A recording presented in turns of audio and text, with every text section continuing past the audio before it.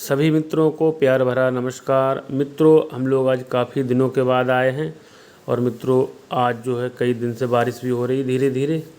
तो मित्रों हम लोग आज संस्कृत टीजीटी 2004 हल प्रश्न पत्र को देखेंगे, शेष बचे हुए प्रश्नों को देखेंगे। इससे पहले हम लोगों ने 100 प्रश्न कर लिए थे और इसमें 25 प्रश्न शेष रह गए थे। चलिए मित्रों, फिर आज अपने शेष बचे हुए प्रश्नों को करते हैं। मित्रों, जो हमारा पेपर है ये टीजीटी 2004 का है, संस्कृत जो निरस्त हो गया है वो पेपर है मित्रों। तो चलिए देर न करते हुए प्रश्नोत्तरी को देखते हैं। मित्रों यहाँ पर है कि उत्तर रामचरित में सीता की सखी कौन है। तो यहाँ पर है लोपामुद्रा, अरुंधति, बसंती या तमसा मुरला। तो मित्रों यहाँ पर जो सीता की सखी के रूप में जो है बसंती का नाम आता है। अगला है जो बाणभट्ट ने किस रीति में अपने काव्य की रचना की है। तो मित्रों हमारा जो टीईटी में ग्रंथ है सुकनास उपदेश बाण कादम्बरी से ही लिया गया है और कादम्बरी के लेखक जो हैं वो बाणभट्ट हैं। यहाँ पर पूछा गया है बाण ने किस रीति को अपने काव्य की रचना की है। तो जो बाण की रीति है मित्रों पांचाली रीति है। कौन सी है? पांचाली रीति है। नेक्स्ट है तेजस्वी पुरुष स्वाभाविक रूप से होते हैं। तेजस्वी पुरुष जो होते हैं वो स्वाभाविक रूप से कैसे होते हैं। तो तेजस्वी पुरुष जो होते हैं वो स्वाभाविक रूप से शूरवीर होते हैं। ये नीति शतक से लिया गया है। नेक्स्ट है मित्रों मम बिरहजाम न त्वम बस से सुचम गणिष्यसि। अर्थात मेरे विरह को जो है तुम भूल जाओगी। यहाँ विदाई के समय यहाँ जो है चौथे अंक में जो है कण्व या काश्यप हैं वे शकुंतला से कहते हैं। यहाँ कह रहा है मम से तात्पर्य क्या है। तो मम शब्द आया है ये कण्व या काश्यप के लिए आया है। नेक्स्ट मित्रों यहाँ पर है अभिज्ञान शाकुंतलम है। भैया अभिज्ञान शाकुंतलम क्या है। तो कालिदास का नाटक है। मुख्य रूप से जो है कालिदास के 3 नाटक हैं।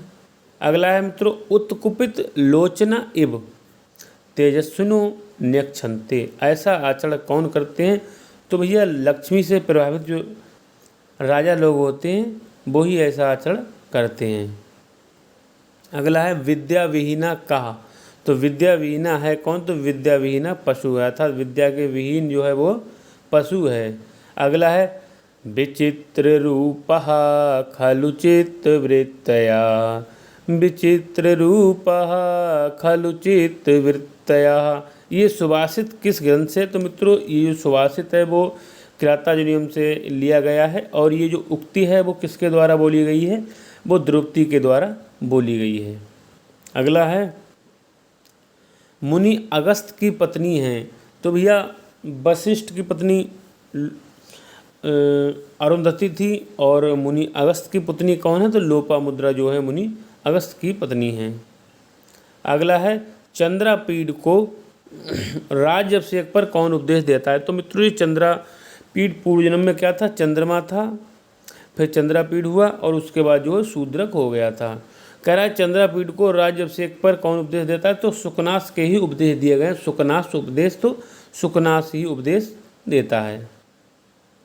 अगला है पति शब्द का चतुर्थी व्यक्ति में रूप होगा।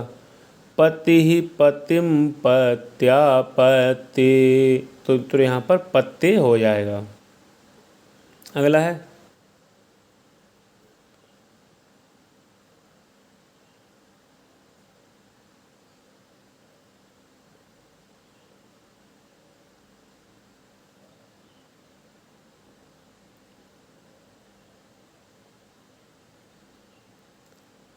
नेक्स्ट है मित्रों कह रहा है सुधियम किस व्यक्ति का रूप है।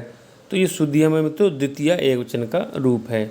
अगला देखते हैं यहाँ पर चक्रपाणी में कौन सा समास है। तो चक्रपाणी में निश्चित रूप से मित्रों बहुव्रीहि समास है। 114 का देखेंगे। यहाँ पर है अव्ययी भाव समास में पद के अंत में लिंग होता है। तो अव्ययी भाव समास के अंत में पद में कौन सा लिंग होता है मित्रों। नपुंसक लिंग एकवचन होता है।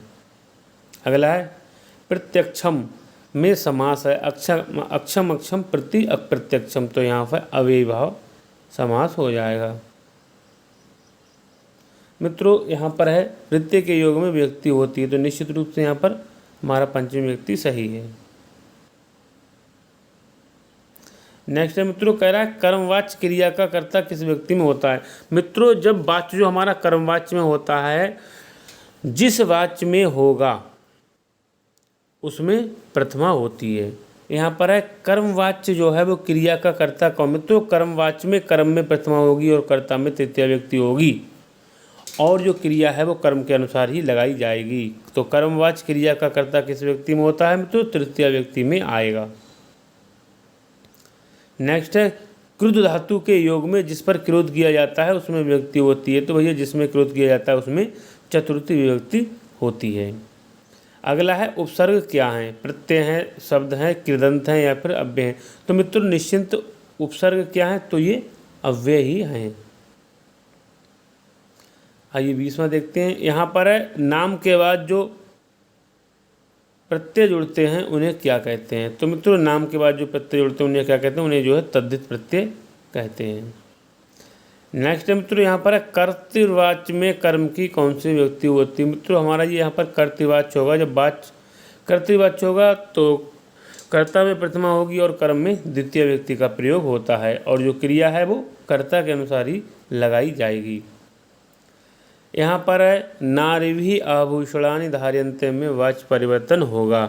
तो मित्रों यहाँ पर हमारा ना अभी इसमें जो हमारा वाच्य दिया हुआ है वो कर्तृवाच्य में है, यहाँ हमें कर्मवाच्य में ले जाना पड़ेगा। यहाँ पर है नारिभि आभूषणानि धार्यन्ति। मित्रों यहाँ पर जो हमारा वाच्य इसमें है वो कर्मवाच्य में है और हमें ये कर्तृवाच्य में ले जाना पड़ेगा। तो हमारी यहाँ पर नारिभि कर्ता में कौन सी व्यक्ति हो जाएगी मित्रों, कर्ता में हमारी निश्चित रूप से प्रथमा व्यक्ति हो जाएगी। तो नारिभि का हो जाएगा नार्यः आभूषणानि धार्यन्ति। ये जो हमारा धार्यन्ते मित्रों वाक्य दिया हुआ है इसको देख के ही हम पहचान लेंगे ये जो वाक्य है हमारा किस में है, ये वाक्य हमारा कर्मवाच्य में है, क्योंकि नारिभि यहाँ पर कर्ता में तृतीय व्यक्ति है। तो धार्यन्ते का हो जाएगा धार्यन्ति और नारिभि का हो जाएगा नार्यः।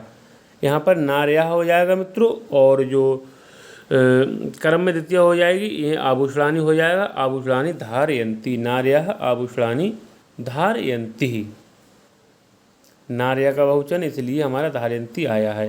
तो हमारा चौथा ऑप्शन सही है। अगला है मित्रों रामः पुस्तकानि पठति में वाच्य परिवर्तन करने पर क्या होगा। तो मित्रों रामः का क्या हो जाएगा, रामा का हो जाएगा रामेण। क्या हो जाएगा रामेण, रामेण। और पुस्तकानि पठति का क्या हो जाएगा पुस्तकानि पठ्यते पठ्यते पठ्यन्ते। तो रामेण पुस्तकानि पठ्यन्ते हो जाएगा। तो हमारा तीसरा ऑप्शन सही है। कौन सा सही है मित्रों, तीसरा ऑप्शन सही है। 123 का तीसरा ऑप्शन हमारा सही है। अगला देखेंगे भवान घटान भरदो के लिए संस्कृत पद होगा। तो मित्रों भवान के लिए हमारा यहाँ पर क्या आ जाएगा पूर्यतु, भवान घटान पूर्यतु, पहला ही हमारा सही है। आइए मित्रों अंतिम प्रश्न देखते हैं हम लोग। यहाँ पर है जिस क्रिया का वाच्य कर्म है उसे कहते हैं, जिस क्रिया का वाच्य कर्म है तो उसे कर्मवाची कहते हैं। तो मित्रों ये हमने 25 प्रश्न देखे, TGT 2004 जो पेपर निरस्त हो गया था उसके प्रश्नों को देखा था। इसके बाद हम लोग मित्रों किसी अन्य वर्ष के प्रश्न पत्र को देखेंगे। तो मित्रों आज के लिए बस इतना ही। नमः संस्कृताय, आपका दिन शुभ हो।